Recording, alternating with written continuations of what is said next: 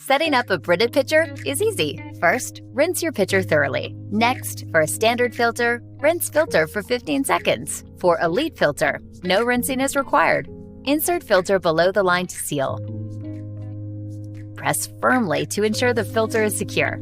Turn the lid over to access the filter indicator panel. For a standard filter, push the button below the white filter. Hold for 5 seconds.